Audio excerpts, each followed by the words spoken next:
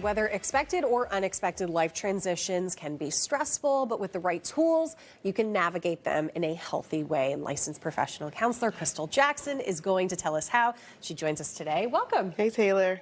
So give me some examples of situations that might cause some of this stress. So we can have unexpected or expected changes, and those expected changes can be things that we actually plan for. So whether that is a big purchase, like buying a home or a car, or planning for a vacation, or also we can look at maybe we're having children or changes in our relationship status.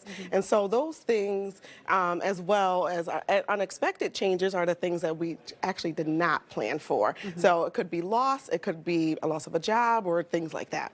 And even if you do try to prepare for situations like this, sometimes you have no idea how you'll react. Absolutely, because here's what we have to remember. Our life is full of a series of changes. And so we are always transforming. And if we begin to just embrace that fact and start to look at what is happening for me in this present moment, how am I feeling about this change, and do a little bit of check-in with ourselves, I think that helps us move through the overwhelm. Okay, now let's talk about ways that we can cope. I think you kind of alluded to it in some capacity, but what are some practices that we can do on a daily basis so we can maybe avoid feeling that stress, maybe having a panic attack or something when something like this happens? Yeah, so if this is an expected change, I think what you can do is reflect on what are your goals? What was the reason that you even made that decision in the first place? Start to look at how are you feeling about navigating that change, what things are coming up for you. If it's an unexpected change, what challenges are happening for you? What things were you maybe thrown off by? And also looking at who can support you. Maybe there are people that can actually, you can lean on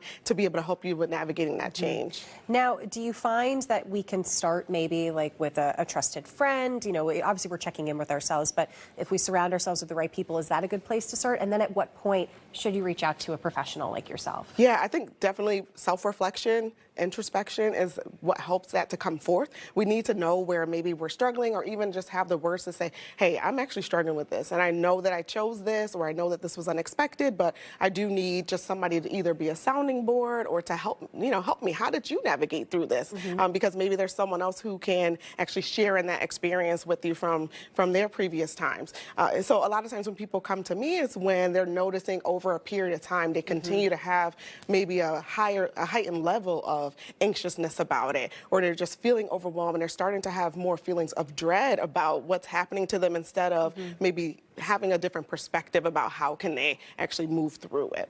And do you find that especially at the start of a new year that you're seeing kind of an uptick in these situations that are occurring, especially when you're chatting with clients? Yes, because people are looking at the new year as a kind of a fresh start, right? So maybe there were challenging times at the end of the year, and now they're like, I actually want to address this. I want to figure out why is this bothering me so much, or why is this so difficult for me to move through? But also, please remember that it's normal to feel somewhat anxious when there's changes, right?